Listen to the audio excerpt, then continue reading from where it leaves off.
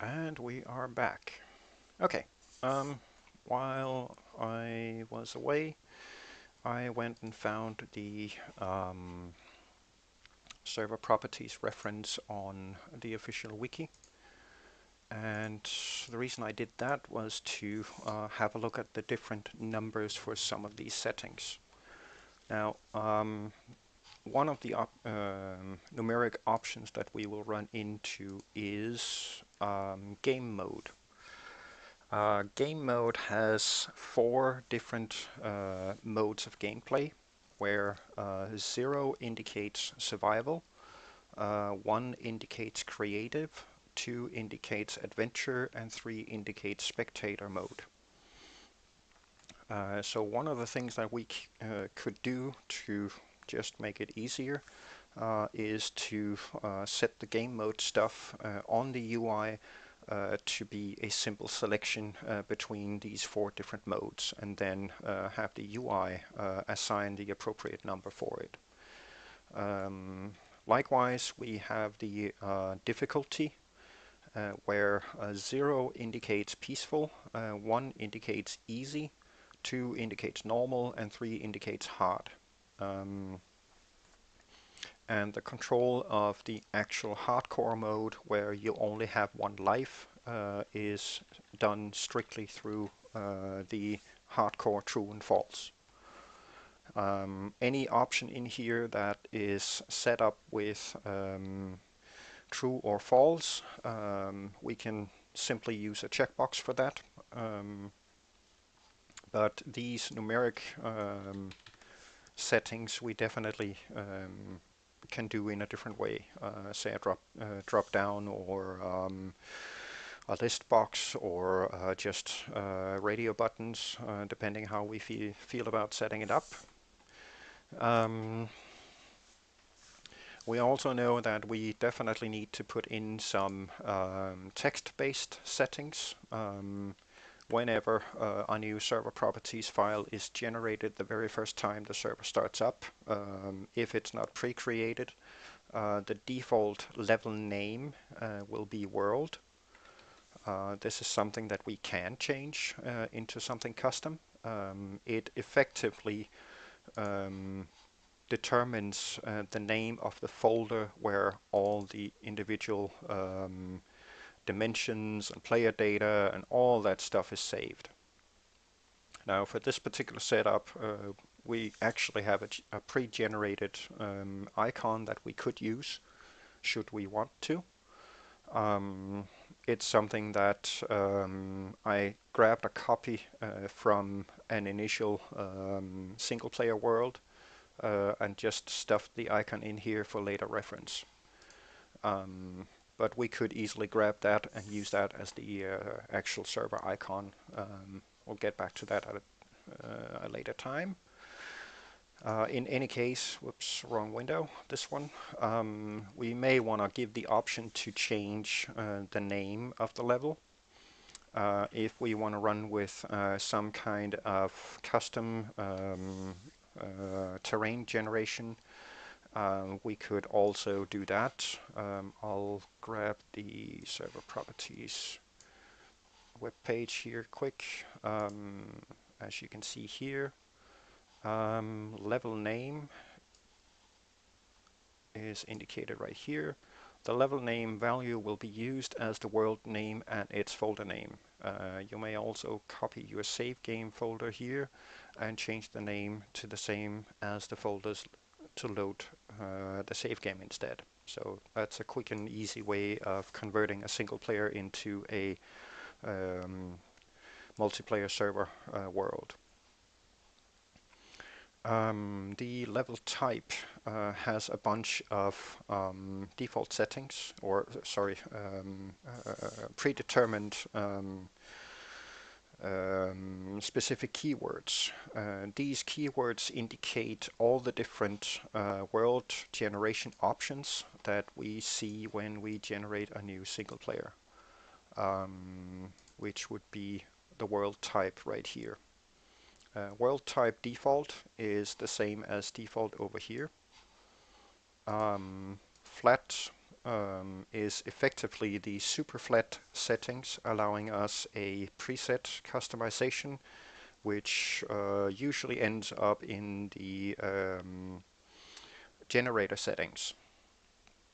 And there is an entire different page dedicated to inform how these presets are made.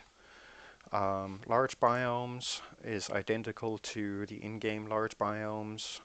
Amplified is exactly the same, and customized, which allows you to do a bunch of different setups here.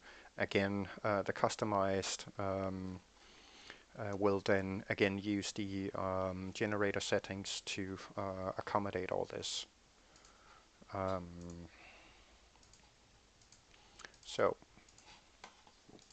these will be some of the things that we would want to modify.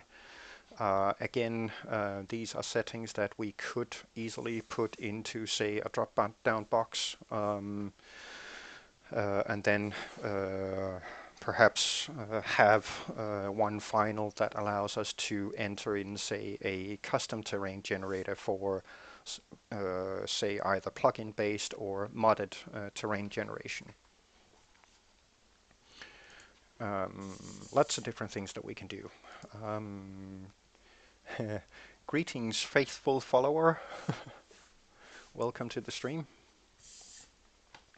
For anyone new joining in, please feel free to ask questions, offer suggestions, comment on what's going on. I'm always open to ideas and suggestions. Feel free.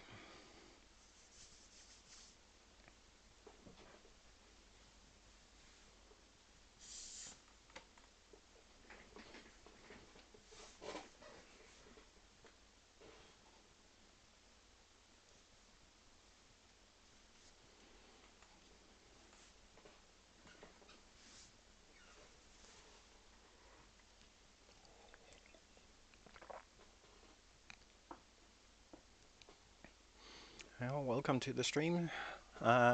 Sasmaz. I don't know if I pronounced that correctly, sorry.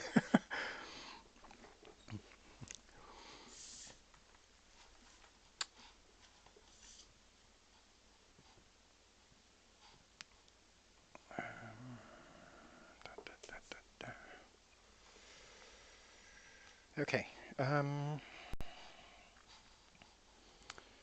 Let's stuff this back over here quick, because we basically only need it as a reference. This information is publicly available, so anybody can go on the official Minecraft Wikipedia and look up all this technical information, which is, as you can see, what I've done. Alright, let's see if we can get some server configuration UI stuff done. Now, since we want to try and get this to do a lot of the tedious stuff for us, we could easily have our configuration class do some of this stuff for us, and then whatever the server feels necessary to add past our initial chosen configuration options, it will automatically add to the server properties file as the server starts up the first time. But we definitely still want to put in some options here. So let's see what we can stuff in here. Of course, we don't want this window to become overly big, so we'll have to see how much we can shoehorn in here.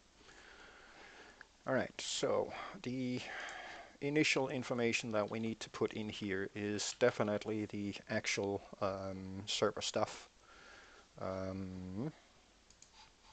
So let's see if we can throw in a container in here. There we go. Ugh. And this is why doing custom coloring of stuff always stinks, but I don't really want to get into custom UI building right now because that's basically a whole chapter by itself. So we may want to do a separate session for that. Okay, for now we'll just use whatever's in here. Let's put some, I don't know, we'll use this. There we go. Okay. Server. Or should we, nah, we'll just call it server, whatever. Server. There. And for this we need to allow specification of an IP to bind to, the port setting, and we could even put in a checkbox to allow for online or offline mode. So let's put some of that stuff in here. Need a label.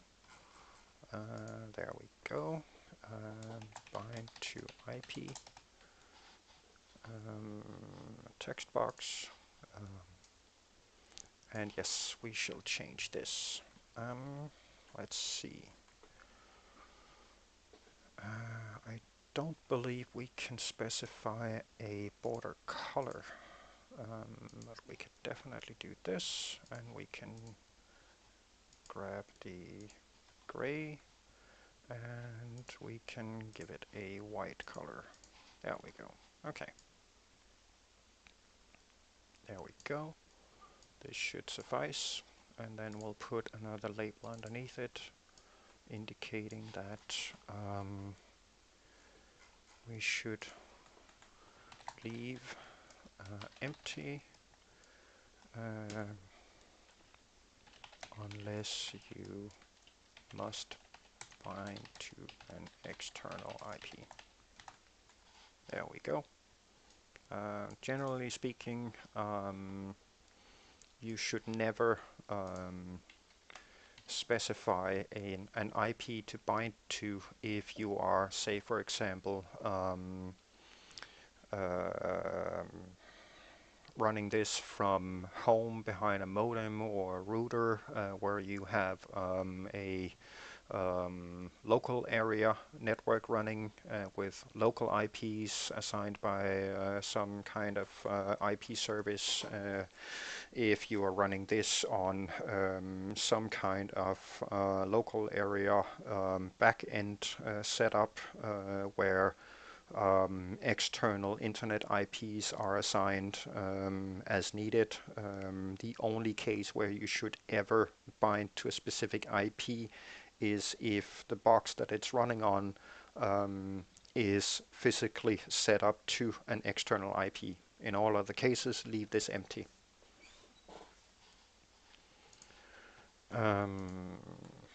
We also need to select the port.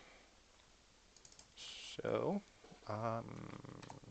port right here, and we'll probably just need a copy of this one, and for the sake of simplicity we will preset this with the default port for Minecraft, which is 25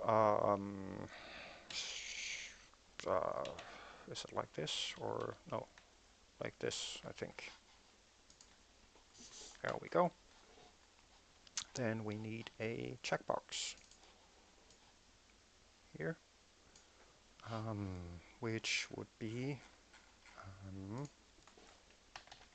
online mode, and we'll do online mode, and we will set it default to be checked because that's what the server does. There we go. Okay.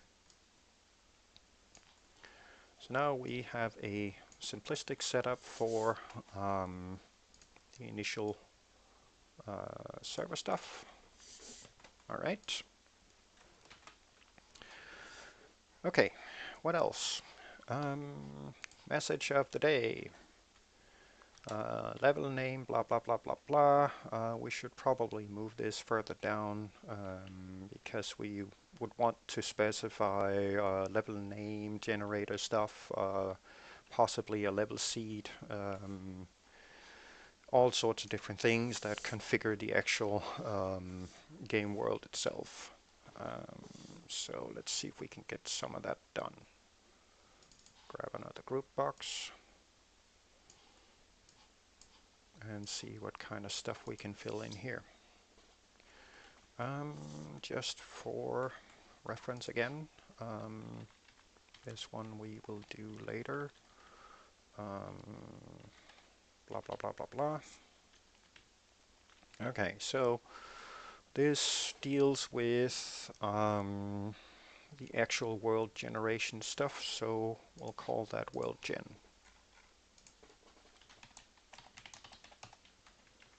World generation.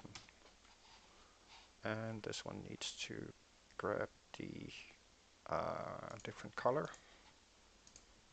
like we did before. Like this.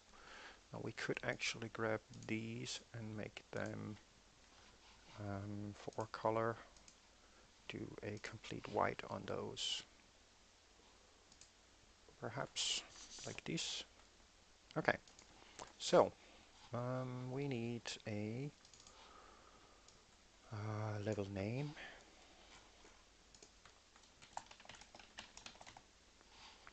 And of course a text box for that. Just copy it over because I don't want to have to mess with setting up the same properties again and again and again, so we'll do a bit of copy pasting here.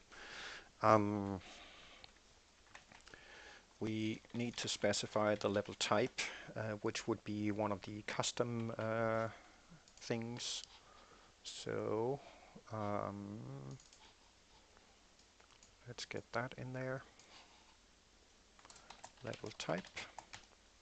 And for this, I think we will see about using a combo box for it. Like so. And let's see what kind of changes we can make to its looks. Nah, we don't want that. We want this. And yes, I know it looks like ugh, but nothing much we can do about that since we are using these standard Windows UI controls and they try to fit with the current Windows theme. Down the line, I promise that we will do some custom UI creation for this using GDI+. And when the time comes for doing that, we will effectively redo all of this stuff so we can get something that fits a little better. But for now, this will have to suffice. And for this one, we want this one to be drop-down list, which unfortunately creates the fully grayed out thing, but it'll be fine. Next up, generator settings. This one is effectively only interesting when we want to do some customized terrain generation things, and we can use the drop-down box, combo box to figure out when to show that. Let's get some stuff on here. Generator settings. There we go. We'll need a text box for that. Line these up a little better maybe. There we go. And yes, I know that these presets can be horribly long depending on what kind of customization you want to do on it. If we really wanted to go into detail, we could potentially build a separate UI that would allow us to use tons of UI options to configure whatever we want to have it generate based on the data available on the official wiki. It's not something that I really want to get into at the moment, but it's something that we could do. All right, generator settings, and the last option we need to put in there is the level seed. So let's grab that. Another label and level seed. There we go. Need a box for that as well. Put that in here, and that should pretty much cover it. There we go. I know that UI design is somewhat boring, but we kind of need to do it. All right, so far so good. We have the initial server stuff, port configuration, whether we want to go online or offline. We can specify a level name. We should probably default this to world. Whoops. Since the server defaults this to world. And we could potentially put in some extra information about leaving the level seed empty if you want a randomly generated world. Blah, blah, blah. Okay. In the future, at some point when we start implementing maintenance backups, the reference to the level name will become important because it specifies the name of the subfolder that contains the entire world, all the player profiles, all the dimensions, and all the stuff that we effectively need to do the backup of. So it's something that we will be referencing a few times. Okay, so with this out of the picture, we can then focus on things like view distance, maximum players, spawn protection, whitelisting, all the other stuff here. But before we do that, I think we will add the configuration options for these. So that would indicate the game mode, the difficulty, whether it should be running hardcore, whether PvP should be enabled, allow the nether dimension, and all the other spawn options. So let's get that out of the way. And call this world options. World options. And of course we need to change the color of this again, so do this. And then we will start stuffing things in here. Okay.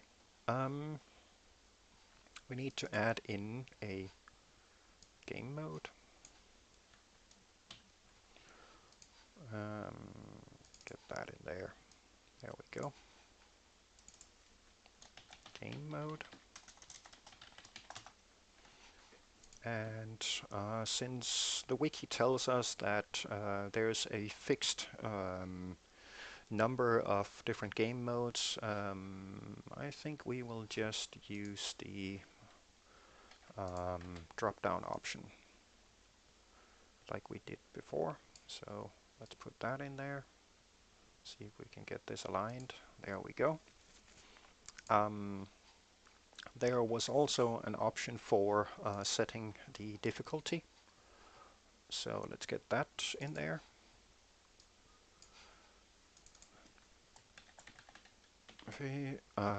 Difficulty, like so. And again, difficulty has a fixed number of different options. So we'll do another drop down for that. Like so.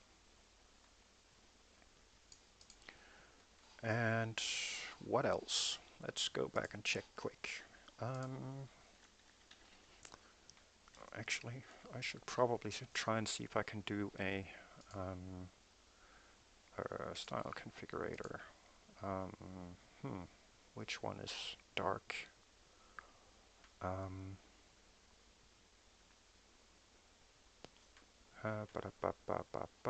have no idea. Let's see what this does. Ew. Yeah, we'll use this. Okay. At least it's not as bright as white. Anyway, let's see. For this one, hardcore, we need a checkbox. And whenever hardcore mode is set, difficulty is basically ignored. So for the time being, we'll just put in a checkbox for that. If I can find it. There it is. Checkbox. And change this to hardcore.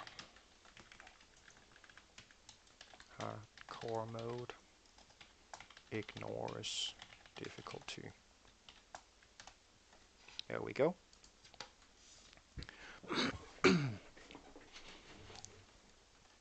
And let's see what else. PvP is again player gameplay, so oh, actually, we should probably grab the allow nether option and move it up to the world generation, since setting allow nether to false will effectively prevent players from being capable of setting up a nether portal and thereby generating the nether dimension. So that definitely has to do with world generation. So let's put that up there right away. Checkbox. Put that in here. And name this allow nether. Allow the nether dimension. There we go. And since the server defaults this to true, we may as well do the same. There we go.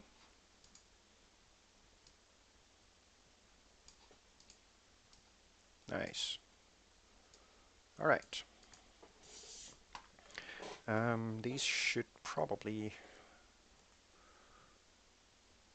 Yeah, let's rename this to player options instead, because these are actually player related. So let's do player options. There we go. And then a checkbox for PvP.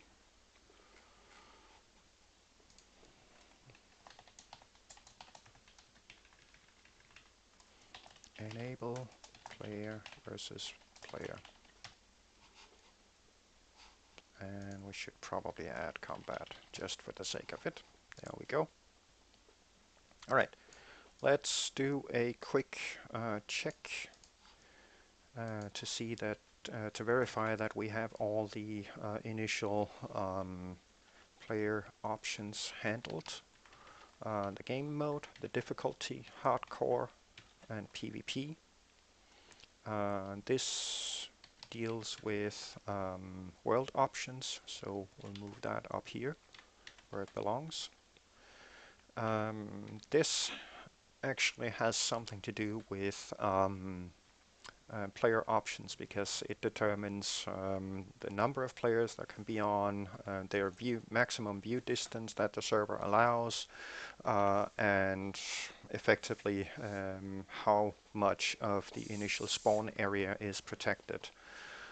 I guess that we could put the spawn protection up alongside with the actual world generation stuff, since it kind of belongs there. But these two definitely deal with player options. So let's grab these, move them up here, just so we can keep track of it. Another one that we should probably put alongside with player options is whether or not player achievements should be announced globally in the chat. So we'll put that up there as well. Oops, this is what I wanted. All right, so we actually found one more option that we want to put in the world generation stuff, which was the spawn protection.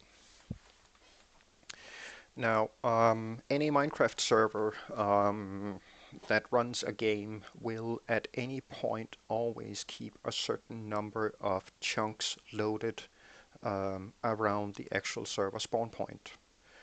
The actual amount of chunks that are constantly loaded around spawn heavily depends on the individual server implementation. It's not always easy to figure out exactly how many chunks are loaded around server spawn, but there are tools available that let you profile your server to figure out how many chunks are forced loaded around the server spawn point. This has nothing to do with spawn protection. Spawn protection is effectively just a you can't break blocks here that surrounds the immediate spawn block, and only that. So this is a block range, it is not a chunk range. Since this is just a number of blocks, we could easily just do a, let's put a numeric up down in there. Then we don't need to deal too much with the actual contents of it.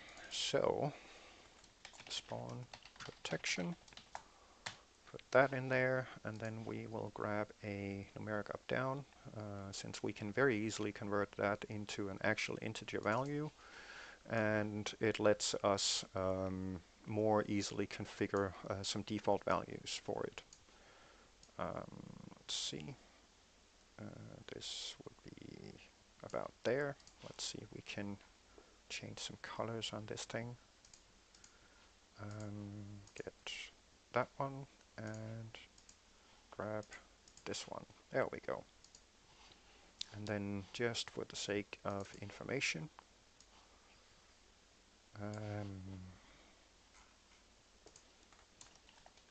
number of blocks around spawn. There we go. And we'll do a min max. Let's say we put in a minimum of 4 blocks and a maximum of 256, and we will default this to 16, just like the server does. There we go. Okay, that's a little better.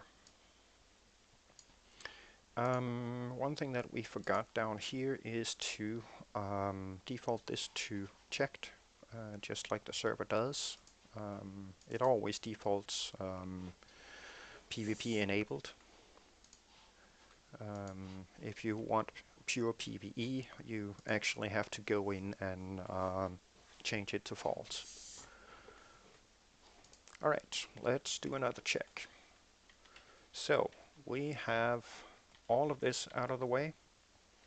We have most of this out of the way. We still need to specify maximum number of players, the view distance, as well as player achievements. So we will put those in.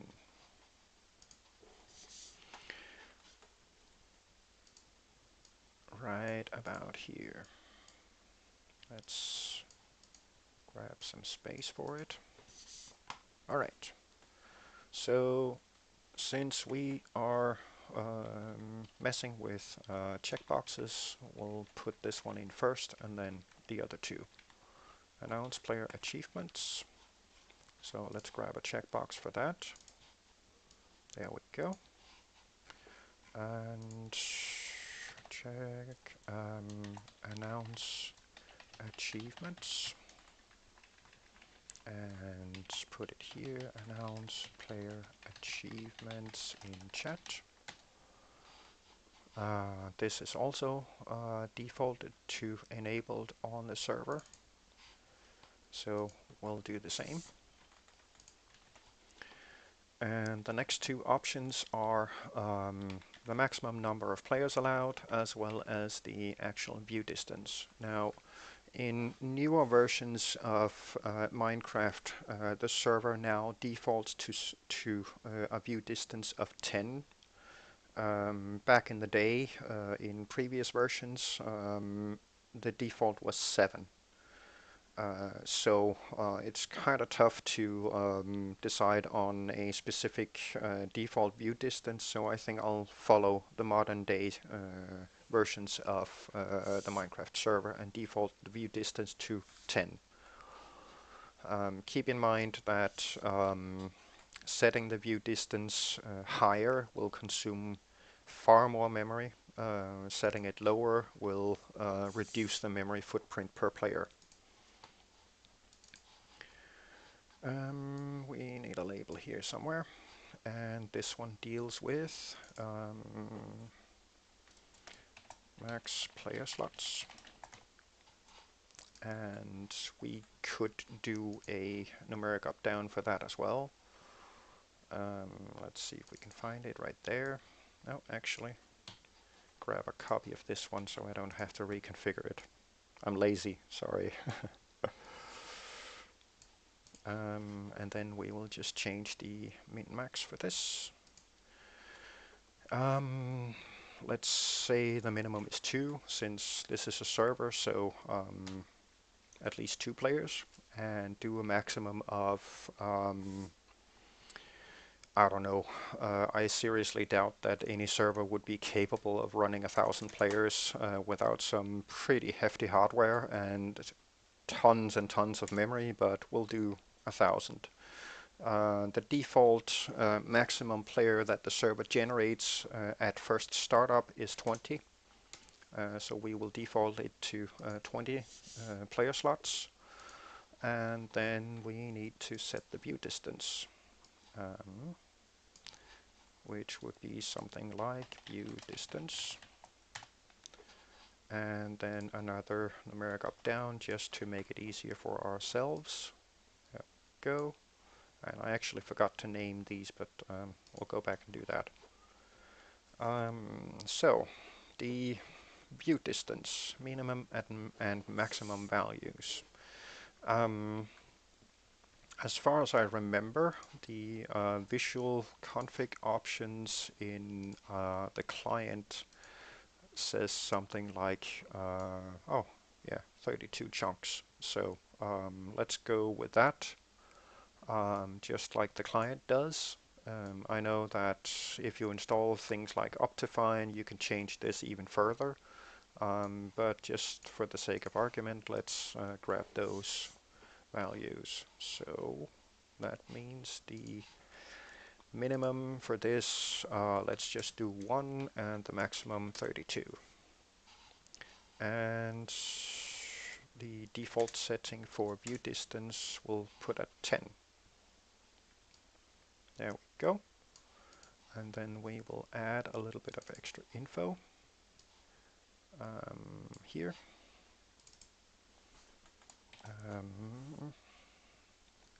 Chunk radius from player. There we go. All right, so we now have the option to configure game mode, difficulty, hardcore, PvP, announce achievements, maximum number of players that can go on the server. We can set the view distance. The UI is there, but it's not functional yet. We'll get to that later. Let's see, what else? There is one more option that deals with players as such, and that would be the whitelist setting. So I think that we will grab the whitelist setting and throw that in the player options box as well. So we'll put that in here and do this whitelist, whitelisted server. and there we go. And then we'll see if we can set it up nicely. Okay, so this is all player options, which we could probably put over here. Move this one a little bit. And have them of equal size. There we go. That's a little better. Okay. What else? Let's have a look. Now, this one, well, I guess you could mess with it.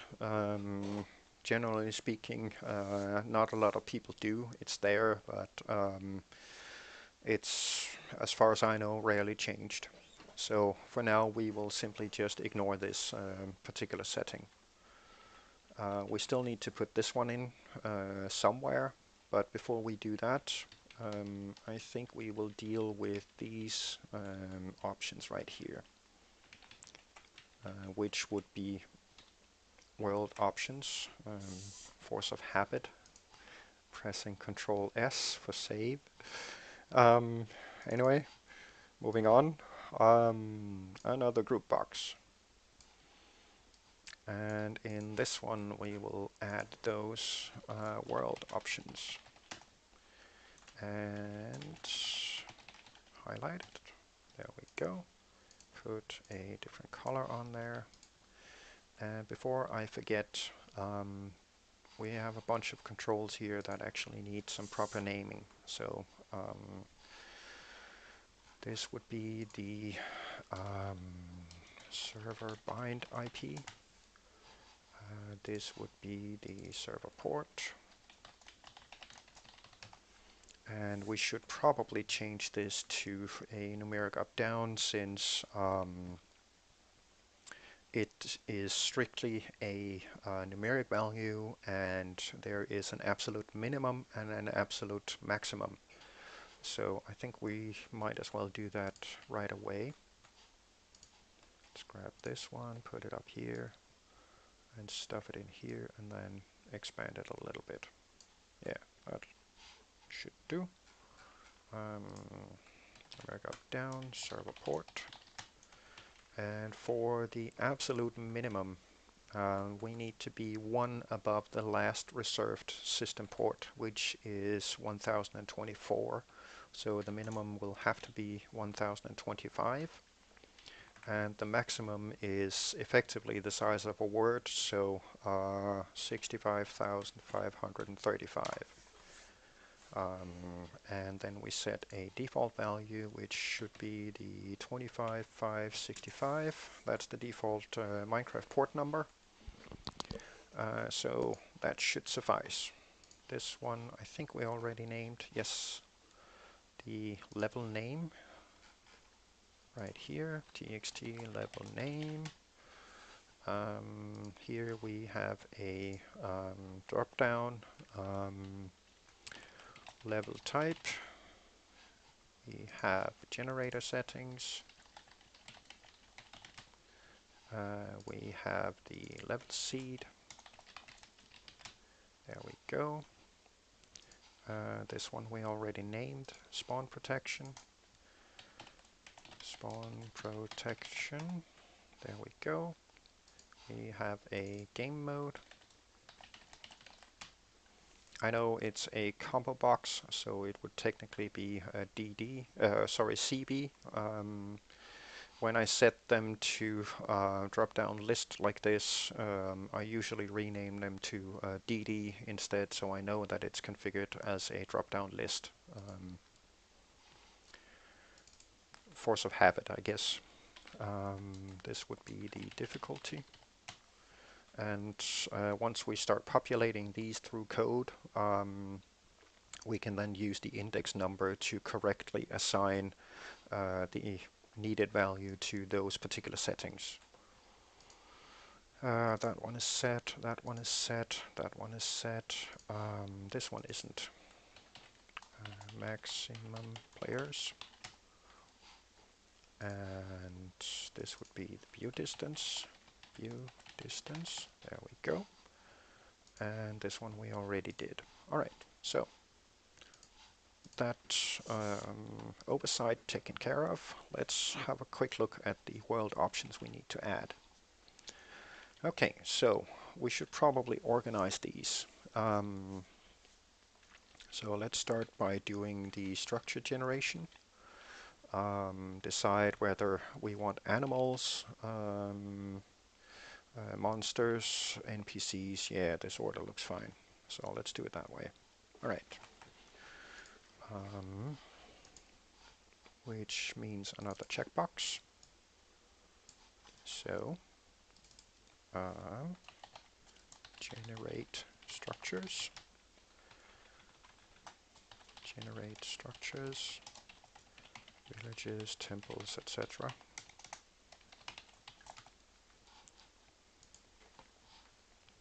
Then we put in another one for spawn NPCs. Whoops. NCPs. I'm full of typos today.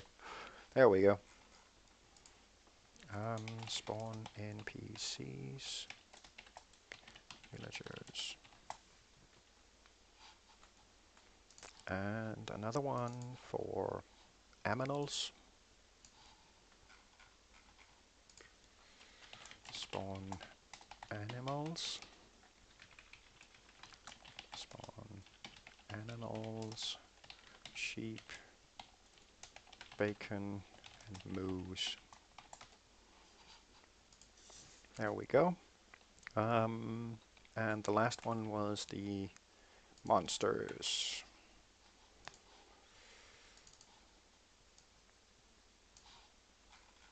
And name this one monsters.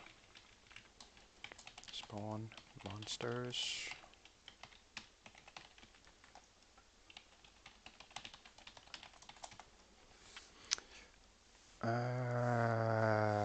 Yes, absolutely, Sass. Please, definitely feel free. That's one of the reasons I'm doing these streams. I may not know everything, but I will definitely give it an honest try at answering whatever questions you might have. So please feel free.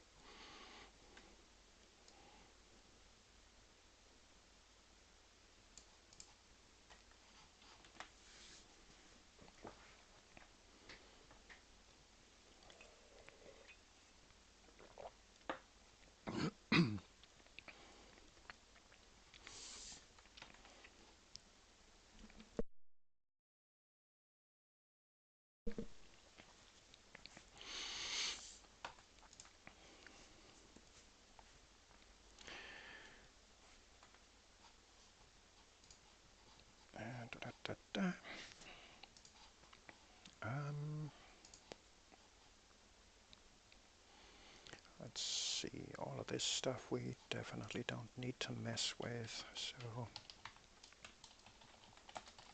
just we'll ignore.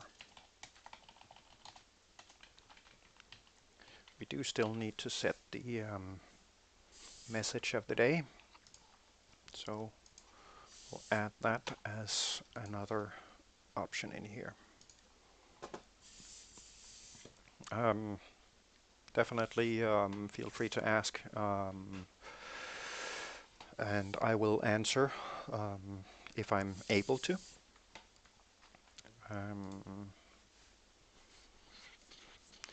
If I have a string coming into a switch case, is it then possible to pull it out from the case and make it available public so I can get the data from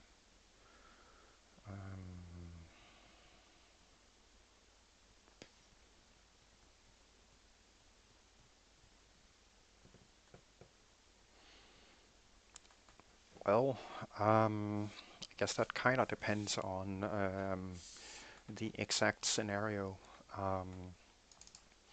In this case, I guess this kind of relates to it. I'm guessing that you need the yes, you need to stuff the data from the switch within the form into a user control, right?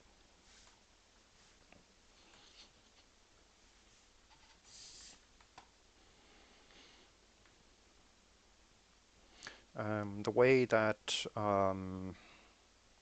you can interface between forms and controls and such is that you can either use public properties or public methods. So if you know that you only need, say, to move the string information, string data from the switch within the form into a user control, a custom user control, then you can just add a public method to that user control, and in the switch statement reference the user control and then call the method passing the string value as an argument. Something like this, for example, switch string sum value equals test.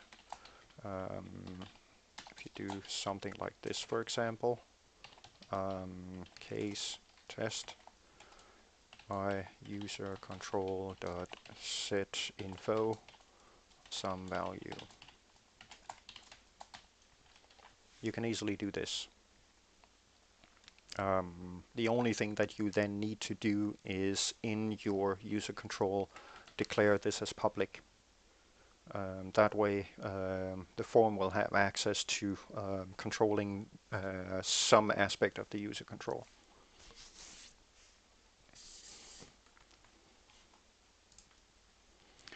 If you need that particular data to both go into your user control and come out from it, I would suggest using a public property, which you can easily define in pretty much any object.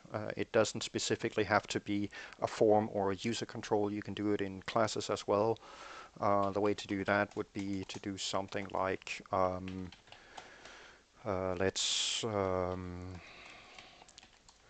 call it like this, get, return, whatever, and you can then set if value store the info here.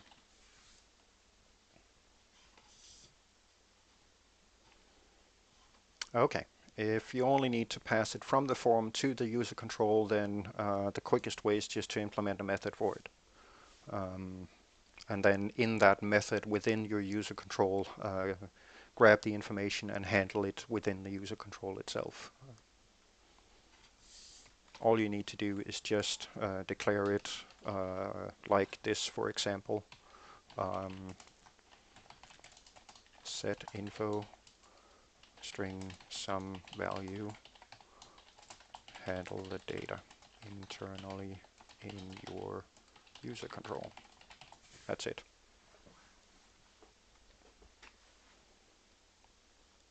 That's all you need to do. You can even do this on forms. So if, like we are doing right now, we're effectively creating a configuration option, and for this purpose, it would be beneficial if we could grab some, say, configuration object and basically just throw it at this dialog, and then have it do all its stuff internally, return with some kind of response depending on what the user chose, and then retrieve all the changes that have been made and then update the configuration accordingly. So it's more or less standard class slash object interaction, which is definitely doable through public methods and public properties. Don't be scared to do something public. Whatever you declare as public is effectively only public within the current project, unless you create specific libraries that you link into a DLL.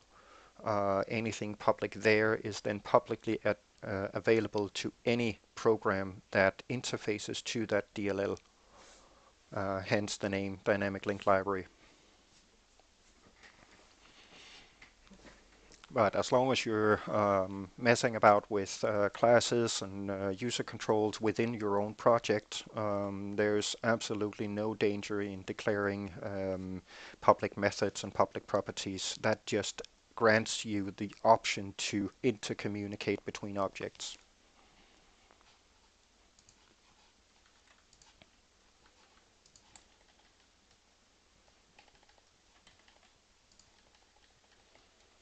All right, so the last thing that we need to configure here was the message of the day. So let's grab another group box for that, just because we can. And we need to set the control text for it, this one. And we'll call this MOTD, message of the day. There we go. And this effectively just needs to be a text box because it's just some kind of text. So let's grab a copy of this one and stuff it in here somewhere.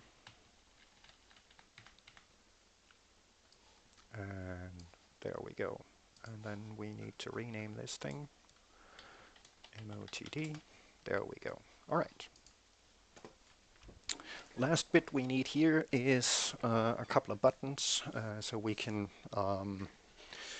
indicate yes, save my changes, or nah, I want to cancel. So we'll grab a couple of buttons and put them down here. So let's see.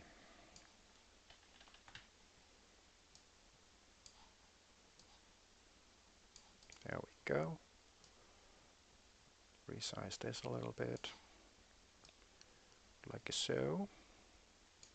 And then we need to rename these. So this one we'll call accept and put accept in here like this.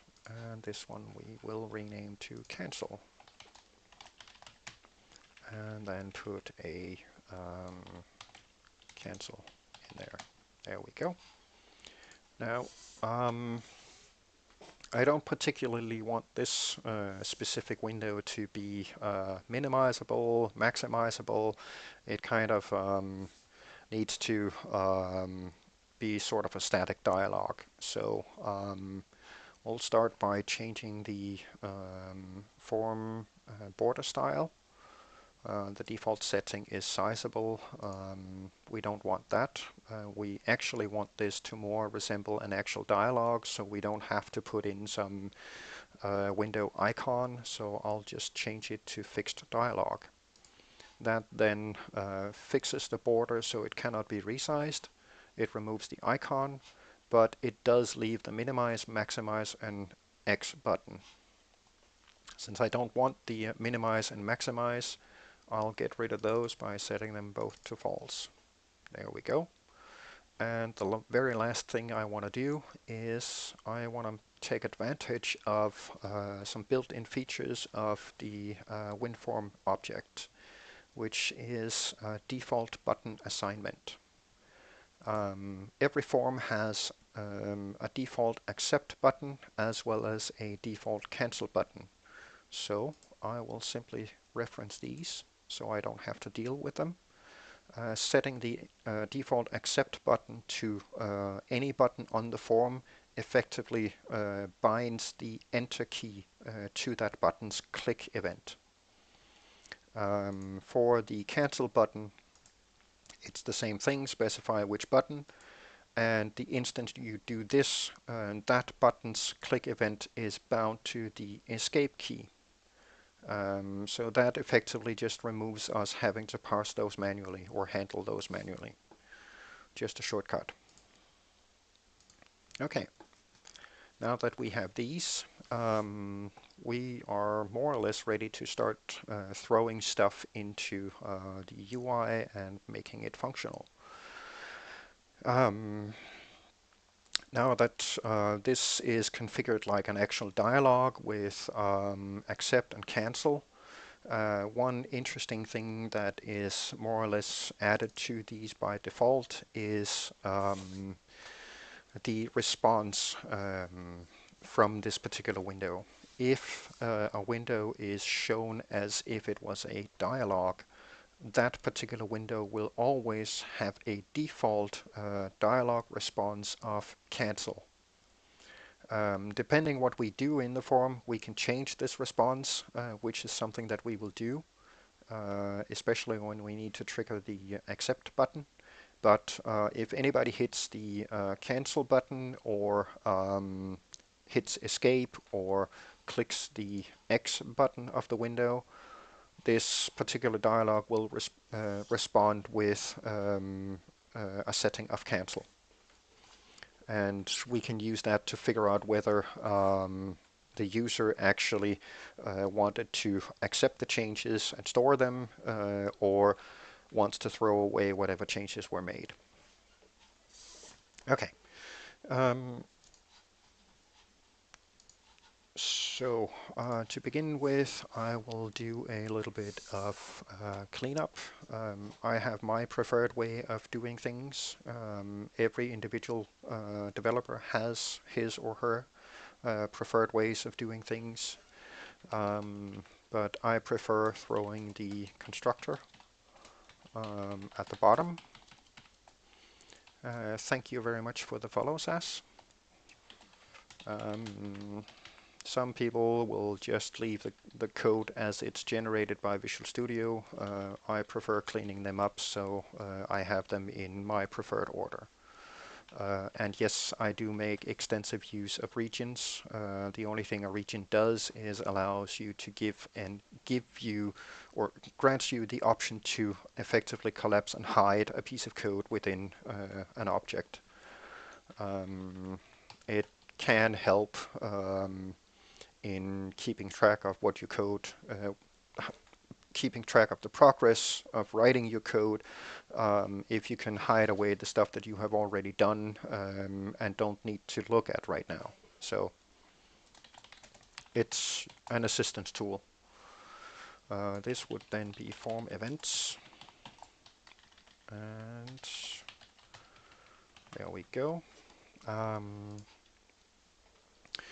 Now, since we need to potentially pre-configure all these settings with whatever options were thrown at the dialog when the dialog is needed, we may want to hook the shown event so we can correctly set up all the individual configuration options accordingly. So I'll do that. Yes, I know that I don't have to reference this. The reason I do it is to remind myself that this is a property of the form itself. So we'll hook the shown event like it is so, stuff it up here and remove this exception since we don't want it to crash out with an exception when the form is about to be shown. There we go. We have quite a few things that we need to at least be aware of.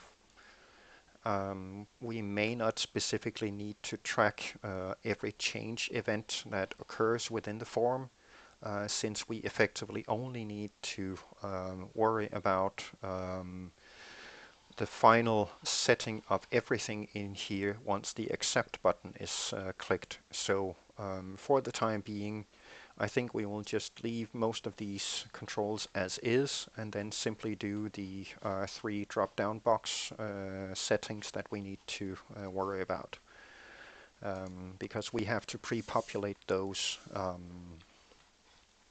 somehow. So let's go and do something about that. Combo box drop down population. There we go. We have 3 of these. We have one for the level type. We have one for game mode and we have one for difficulty. Now, since we want to try and make this a little easier, so whoever is using this doesn't have to remember that 2 is hard, then we'll simply put in labels and use the index to figure out which one was selected.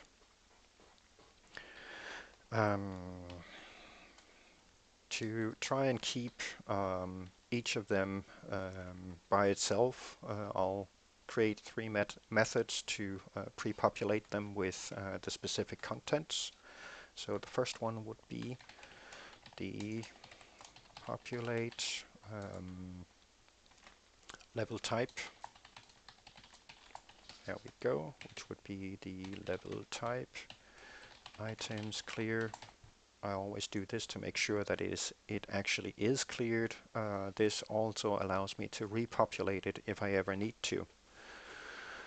Thank you very much for the follow, Deutsch Performance.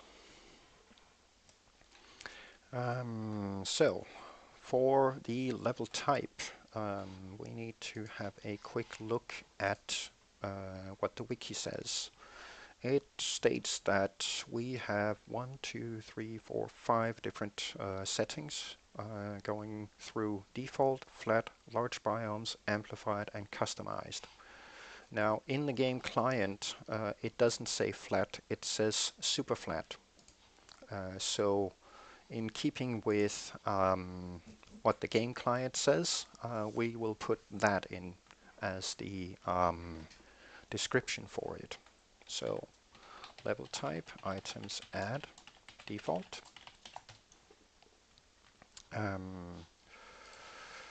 We have a in the on the wiki specified as flat. The client says super flat, so we'll do super flat like this. Level type, add in the large biomes, and add in the amplified, and finally, whoops, there we go, items, add the customized. There we go.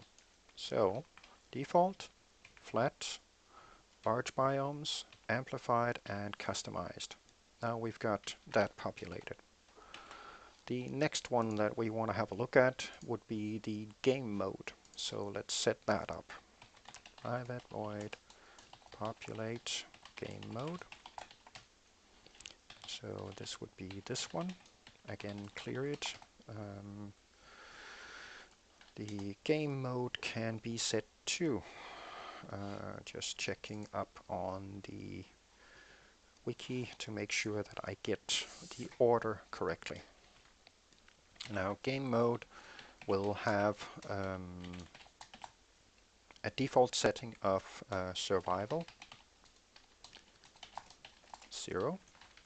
Actually, I should probably do this default flat, not flag, large biome. I think it was S.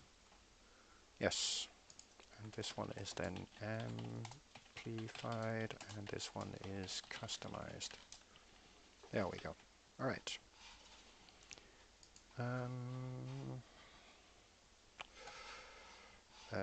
Game mode, which is survival. Game mode items add. The next one is creative, which is 1. The third one, whoops, add, is the adventure mode. That's typically used for adventure maps with a lot of predetermined stuff.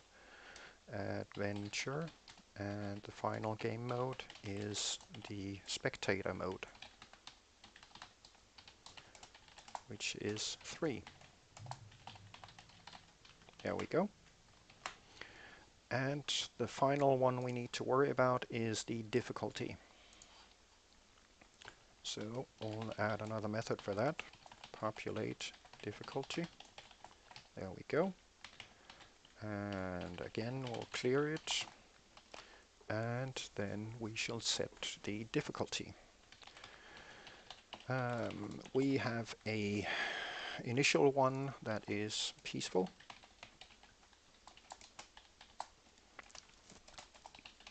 Peaceful, like it is. Then we have a easy, which is 1. We have a normal,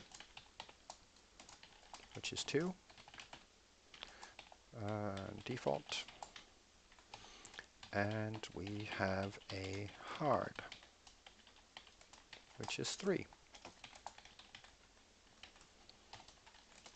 These are overruled if hardcore mode is true. Whoops. There we go.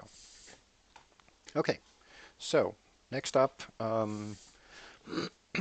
we kind of need to place a call to these 3 methods to pre-populate those 3 drop-down boxes. So that is something we need to do in the load event, because that is basically the first real entry point whenever this particular form or dialog is about to be shown. So we'll just put them here.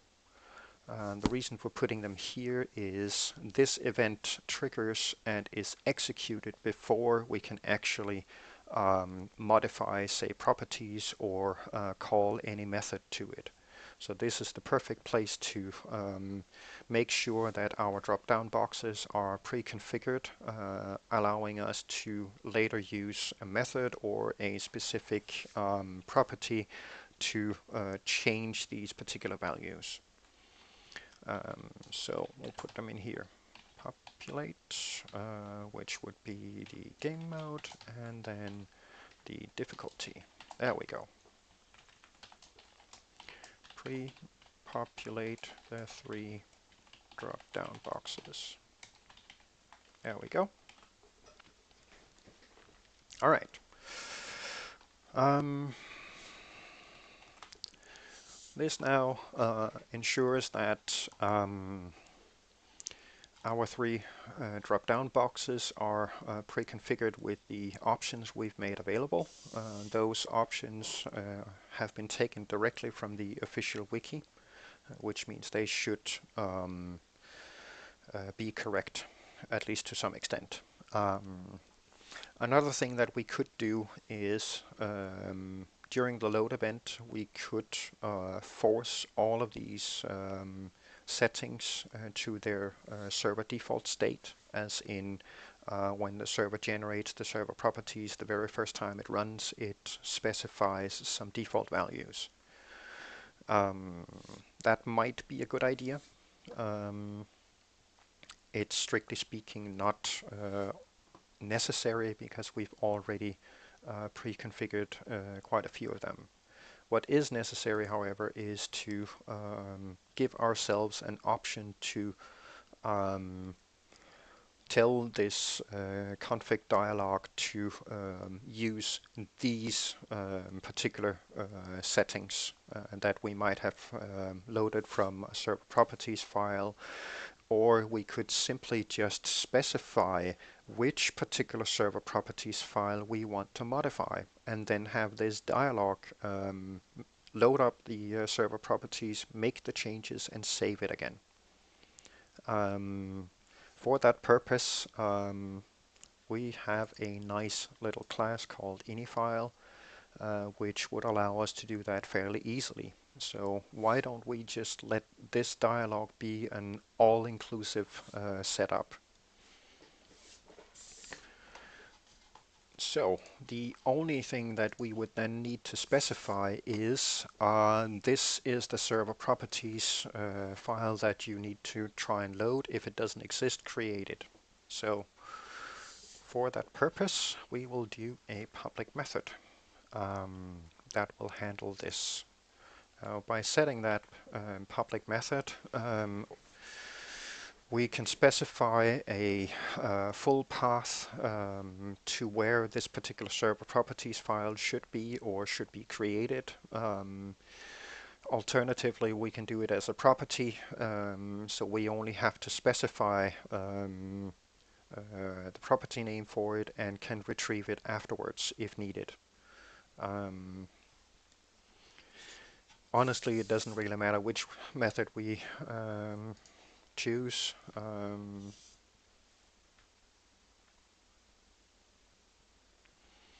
Oh, sorry to hear that, Sass.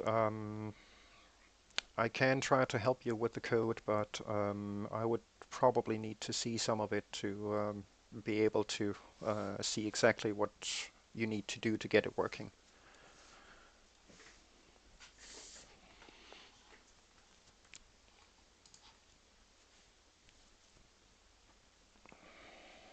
And somebody drank all my coffee. Where's my coffee gone? Ah, fresh coffee. There we go.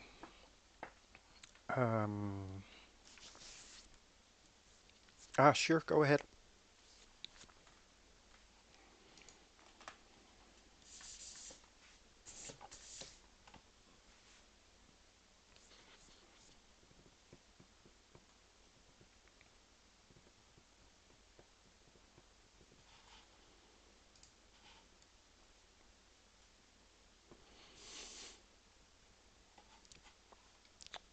Ba-da-ba-bum. Let's see.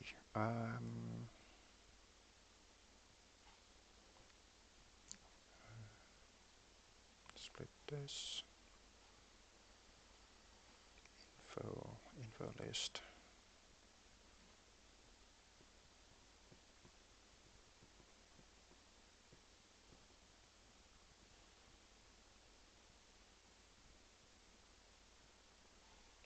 I would like to get the data from info list to my user control. There is a difference between what a user control is and what a form is. Those are effectively two different containers.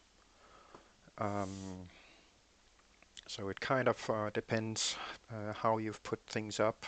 If it's one or the other,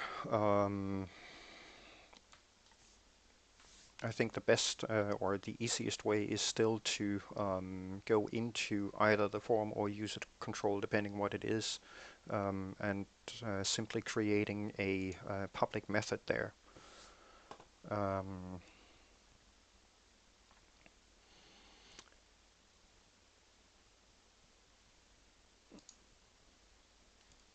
Okay. Is the user control something custom that you have created?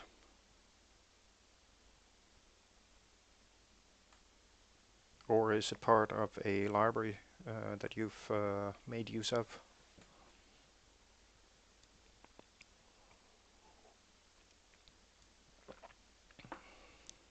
Oh, okay. If it's part of a library that you have imported, then you will probably need to check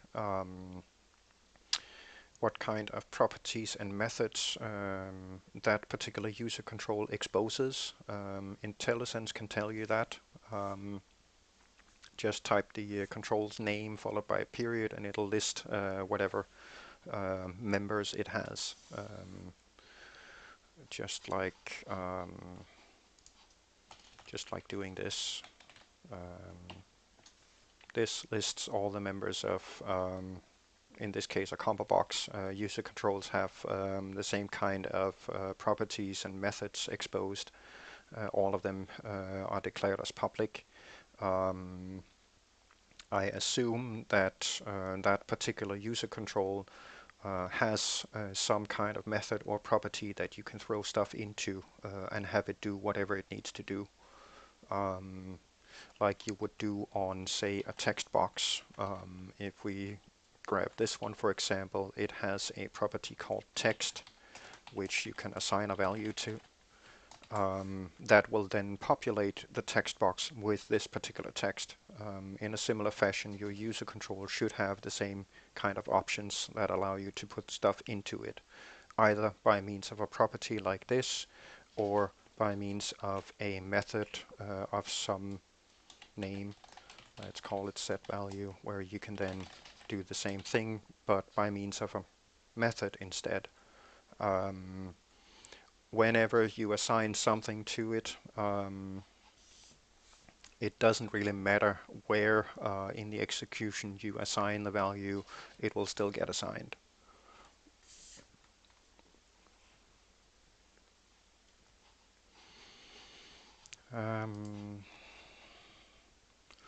Well, one thing that you could do is move the declaration of info list outside the switch statement and then simply pre-assign it with an empty string. In your case, you have the string info list equals your message dot split and so on. You have this inside the switch. If you move the info list just underneath where you declare command and simply do this, then remove the string prefix within the switch statement, then you can check after the switch statement whether you got something out of it. Got the command to lower like this. Case info, and you do info list equals your message split blah blah the break, and then here you can do info list length greater than 0, then you did get a response.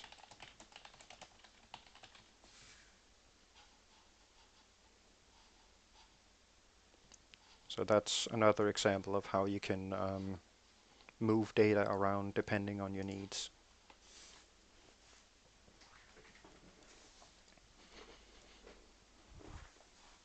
Now, if the user control does have a property or a method, I'm not entirely sure how you put stuff into that user control and what kind of data you need to put in there. But since you're working with a string, I assume that this particular user control either has a method or a property that you can put that string into.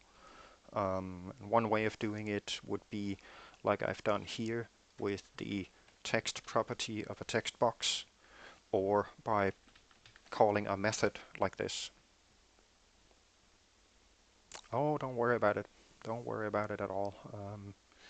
The primary reason for doing these live streams is actually to try and help people out with some of the coding problems that we sometimes run into. This particular project is for my own benefit, since I am actually running a modded Minecraft server, and I figured it could be an interesting project for people to follow. So don't worry about it. And you are most welcome. All right, so here we go. All right, where was I? Oh, right, some way of telling this thing to go fetch this particular thingamajig. Since we don't really need to know anything about the specific server properties file, we will simply just set a, I don't know, Minecraft server path, and then let this dialog figure out whether it has to pre-generate the server properties file when the accept button is clicked, or if it already exists and needs to be loaded. So we will just do a we'll do a method. Public method.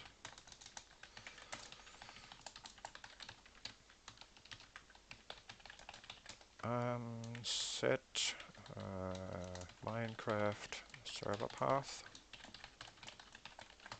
go. Now what this allows us to do is, if we quickly jump over to the main form and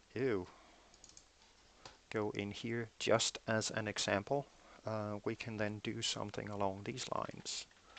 Server config dialog equals new server config dialog.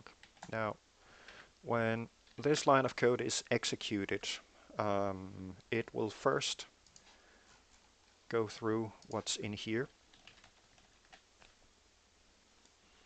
and then trigger the load event. Now, the load event in and of itself doesn't exactly always trigger exactly when you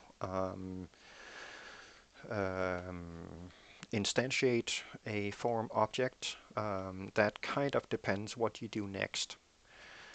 Since we need to tell this dialog where it needs to either look for a server properties file or where it needs to create it, we added in a method for doing that. So that would be this one.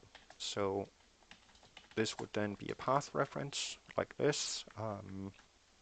Let's see, say it's in IMC server slash blah.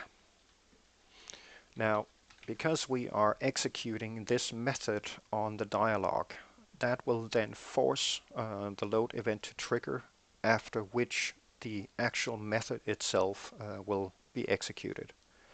If this call to a method or changing a property didn't take place, then the load event would trigger right before the shown event.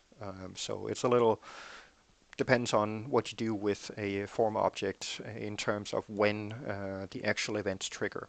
But one thing that we know for sure is that regardless what we choose to do and in which order we choose to do things, the load event will always trigger before any kind of methods or any kind of properties actually are allowed to change the contents of the form itself.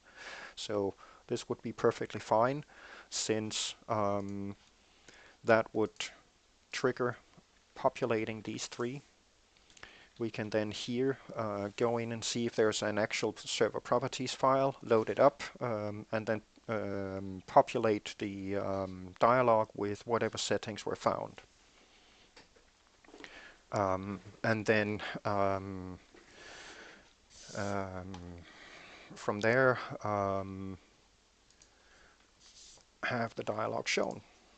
But since we don't need it here, I'm going to get rid of it again. So there we go. All right.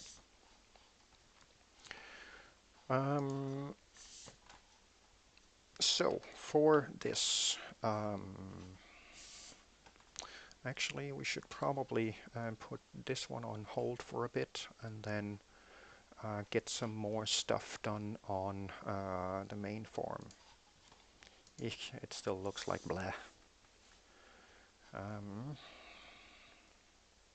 Yeah, I definitely don't like the current state of the UI, so that's definitely something that I will have to change at some point. But what I have in mind would probably easily take up an entire session, so I think we will postpone that for now.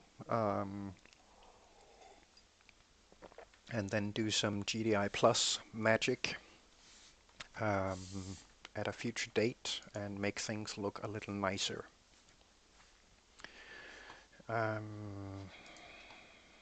Let's see. Nah, whatever. We'll grab it here. Okay, so we definitely know that we need to see if there's actually a server properties file in here somewhere. So we can easily do that. Since we are instantiating a dialog here, we will grab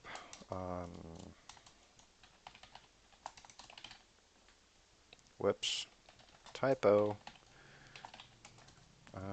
and we'll call this server properties, new ini file, import the namespace, there we go, and that should take care of it. All right, so from here, when this method is called, we will see if it actually exists. But before we do that, we need to make sure that the path we are given has a trailing backslash, so we can append the file name server properties to it. So we probably also need to store this particular path, at least to some extent, so we can save the changes if needed. So for now, let's put this inside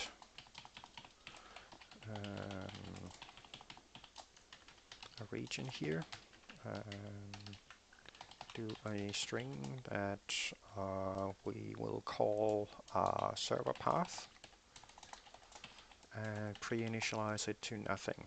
Now this is only available within the form itself, so no big issues there.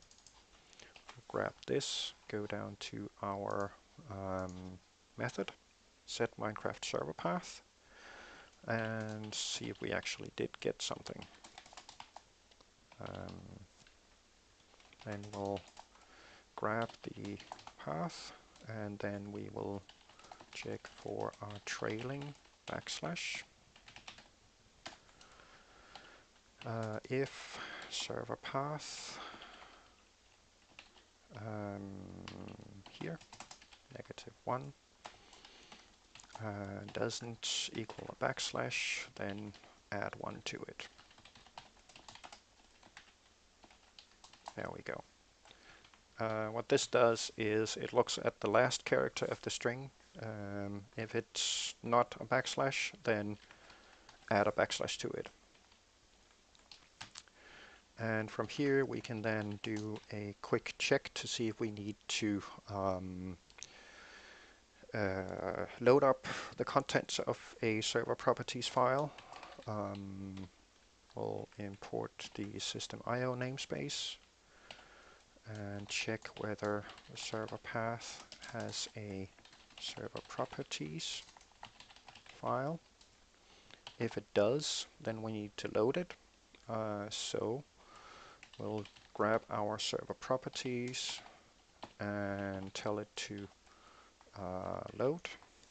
And this one needs the full file path name, but we also need to specify that it must employ virtual grouping because the server properties file doesn't include a group that contains all the different keys. So server path plus server properties, and we need to tell it that it needs to employ virtual grouping.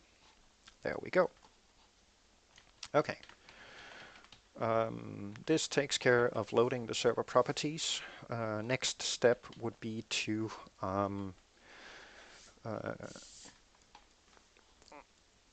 see if we need to make some changes to the UI, and that would be part of the shown event.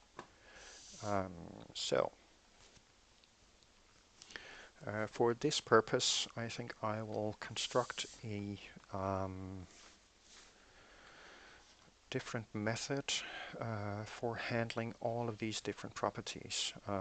We are going to need a bunch of different helper methods to be able to correctly convert the text from the text file into the actual different data types that we need to change the controls that we've got on the form.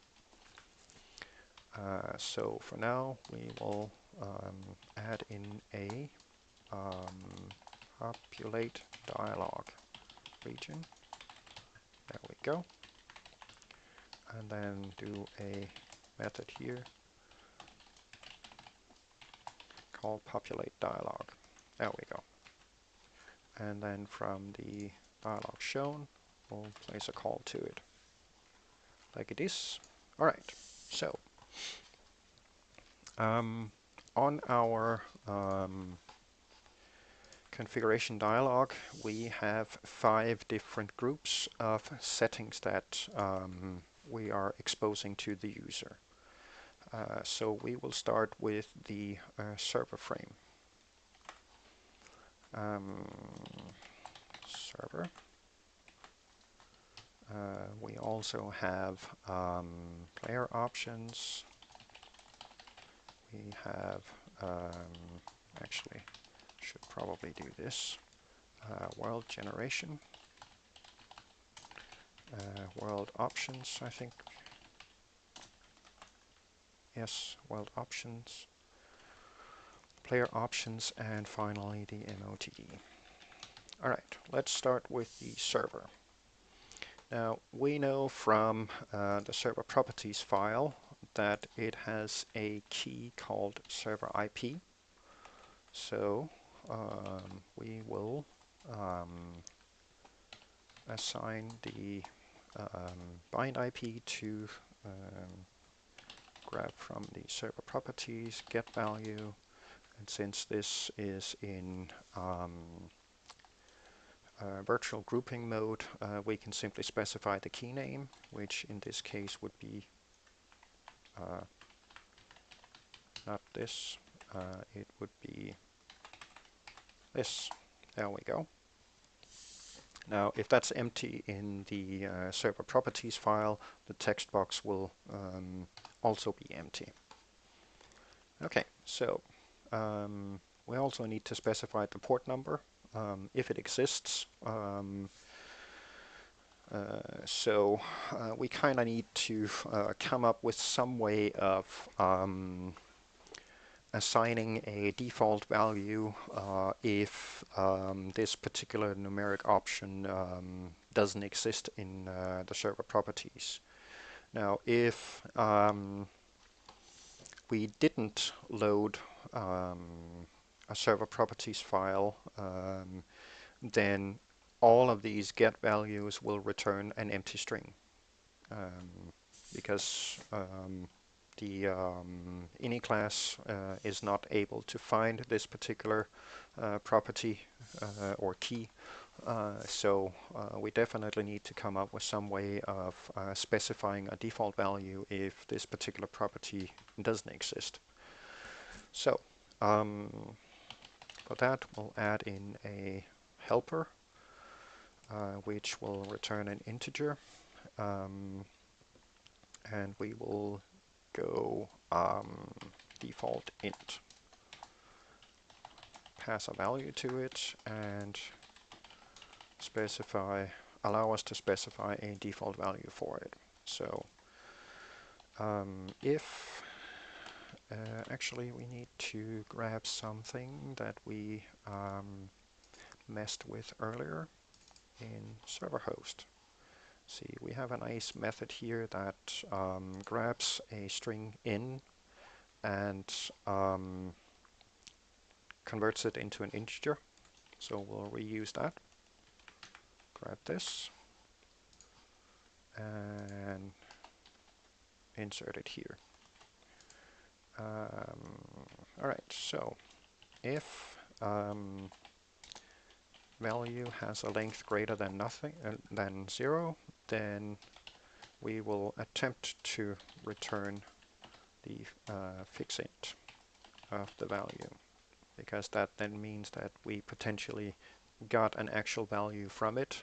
Now this might be 0, so we could potentially do a better check to make sure that we actually did get a valid port number.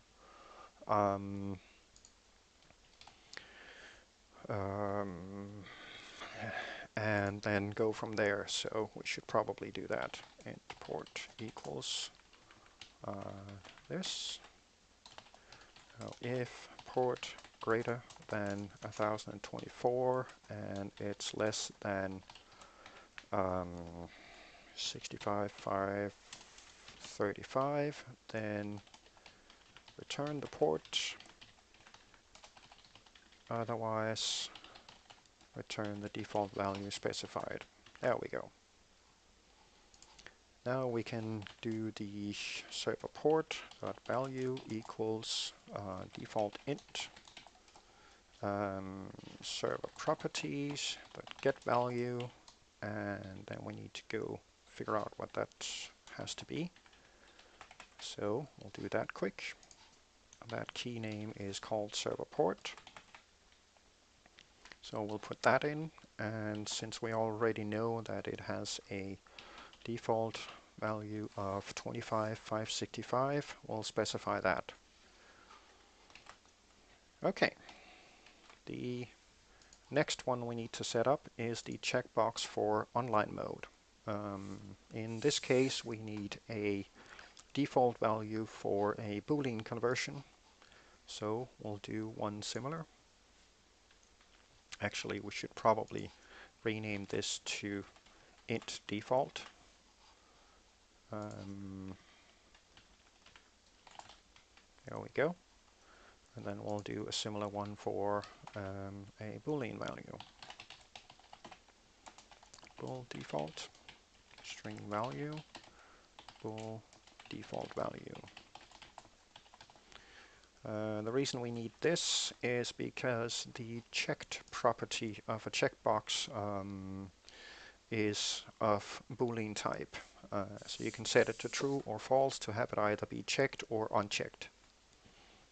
There is a different option where we can use check state to effectively give it a third option, which is checked but disabled, basically. We don't particularly need that here, so we don't really care about it. Okay, so again, if this value has a length greater than 0, then we can do a quick cheat by doing a simple switch value. Make sure it's always lower and grab the first character within it to see if it's set to either T for true or F for false, and then throw some kind of result accordingly. If this is true, then return true. If this is false, then return false. There we go. In all other cases, return the default value. Default value. There we go. And this then takes care of that checkbox. So online mode checked bool default, fetch it from the properties and fetch the actual key name for it, which is online mode. There we go. And the default server setting for it is true, so we will do that as well. This effectively takes care of creating default settings if they don't already exist, and at the same time populating the individual controls with those settings either loaded from an existing file or generated through default values. Okay, there are a lot of other properties that we need to populate before we are done doing this. However, unfortunately, I am slowly running out of time for today. I need to get some dinner made, and I have some pets that are scratching their cages to get out. So I kind of need to go take care of them. We will continue our adventures in server configurations on Friday. So for now, I would like to thank everyone for joining in. Thank you for being so nice and active in chat. I really do appreciate it. And join me next time. Thank you very much. In case you are wondering, I'm still leaving the chat open for questions, suggestions. So don't hold back.